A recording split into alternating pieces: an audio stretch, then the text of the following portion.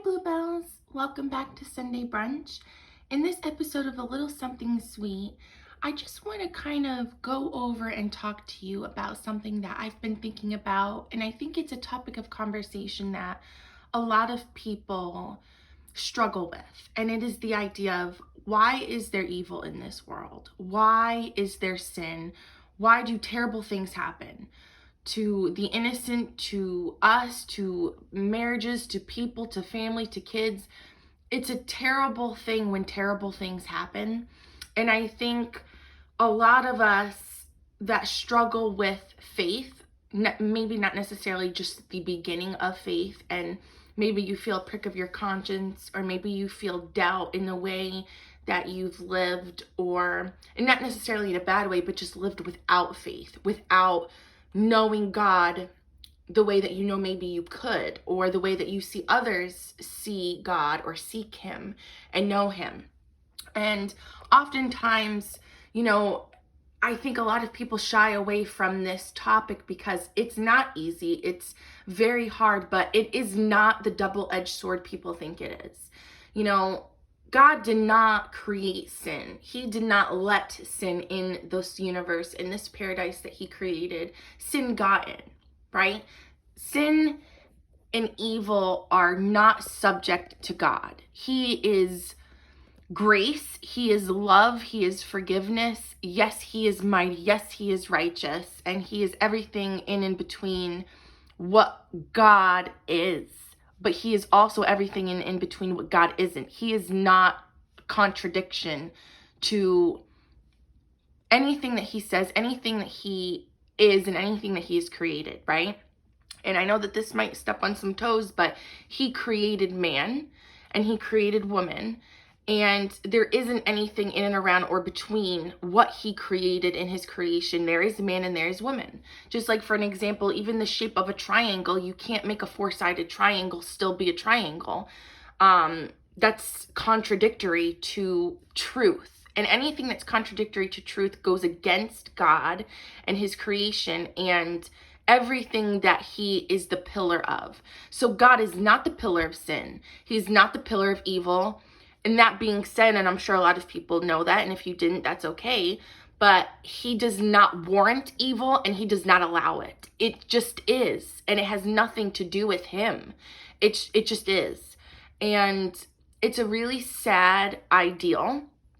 And I think another reason why people can get confused is because oftentimes you will hear in debates or topics of conversation where people are critiquing Catholicism, mostly more so I've heard rather than Christianity, but sometimes within all of it, is God created demons.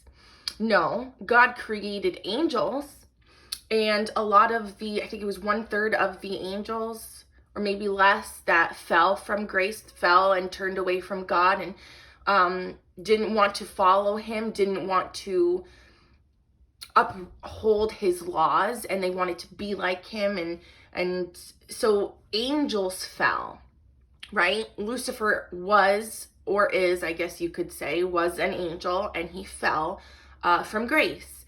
So in that context, God created angels. He created beauty, and what is beautiful and what they became had nothing to do with God. It had everything to do against him, in their denouncing of him, and really their ruining of themselves. And that's when you learn about temptation. That's when pride gets in, and envy and lust and all of these things that the angels were almost like they became them. And it's very sad, but in the context of our world and our paradise, sin and evil dwell among us always. And it is this constant battle between good versus evil. And it goes into a bigger meaning about our souls and them and their kind of plethora amassed idea that they are still right. Even till this day, the demons think they're still right and God is wrong. And that is so silly. But aside from that, the question that I posed in the beginning of this video is, why is there evil? Why is there sin? And why do bad things happen? God does not allow sin to happen, you guys, but he has done everything in his power to right it.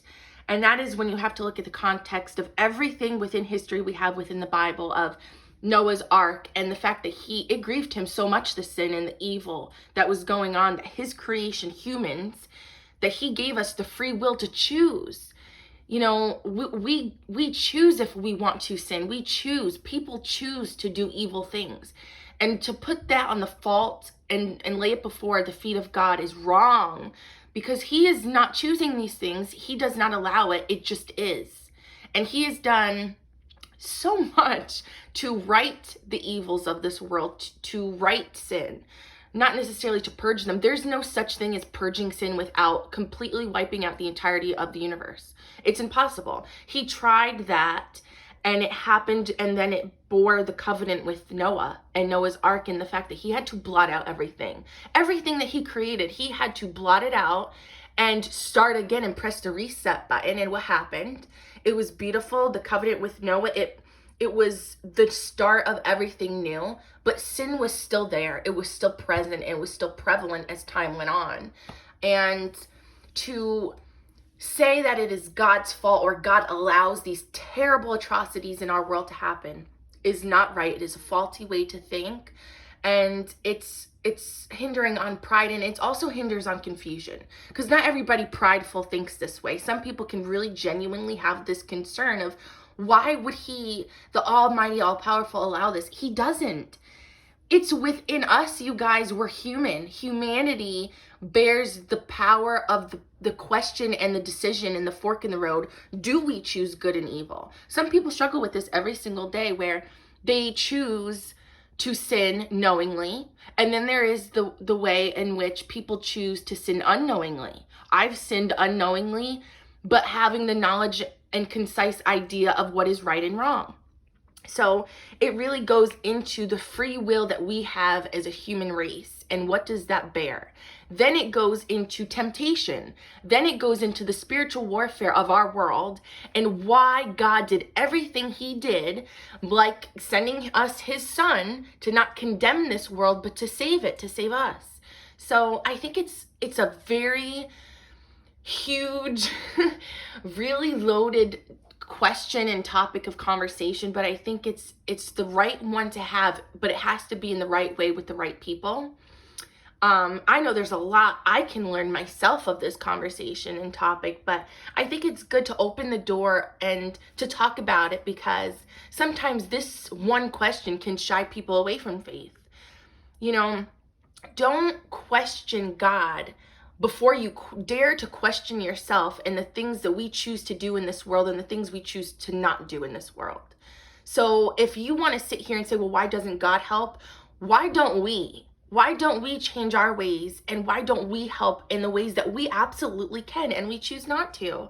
So I think it's a very potent question, but it is not the double-edged sword people think it is that I had mentioned before. And I just felt really called to really kind of just start the conversation. We will have so many videos that really pulls on this thread.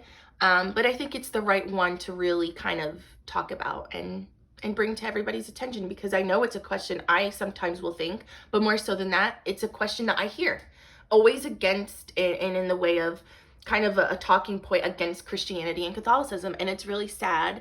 And there is merit to the question, but not the context behind it or the attitude behind it.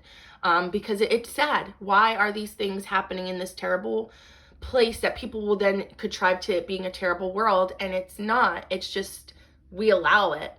And the things that we allow, it just kind of bores into this ugly that continues to fester.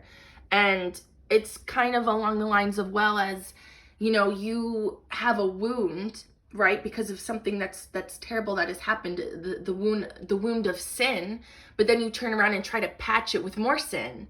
And then you go into another topic and layer of this conversation of false idols and vices and all of these things, and people bowing to these deities that are not God.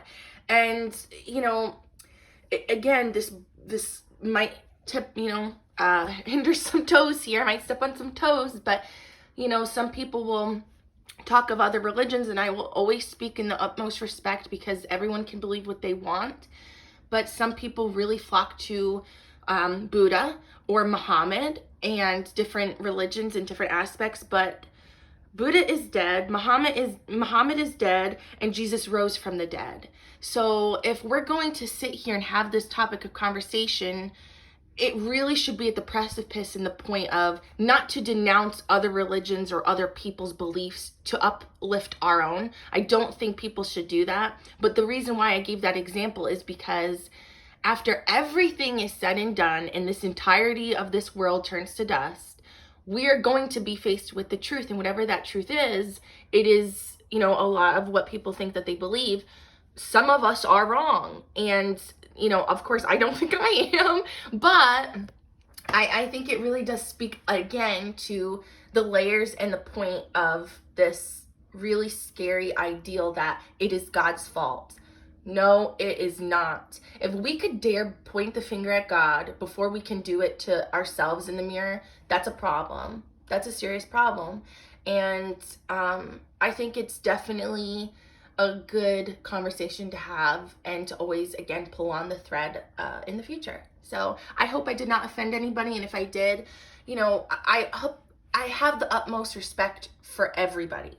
Doesn't matter what you believe, doesn't matter if it's different than me. And I open the comment section to have this conversation. But I think it is important that we really right ourselves with what is truth and what isn't, and not get lost in other people's opinions and worry about the offense of others, because in a respectful way, not to hurt anyone purposefully. I think that's intent is the most important thing, but not everybody sees it that way. So by the way, since I am facing the crucifix I have on my wall, I got this on Amazon, and I'll link it down below if you're interested. But it's beautiful. It was made in Italy, I think. It's stamped on the back, and I had this blessed by a priest, and it's just the priest I go to at my local church I belong to. But it's beautiful, and he needs to always be the focal point, you guys, always.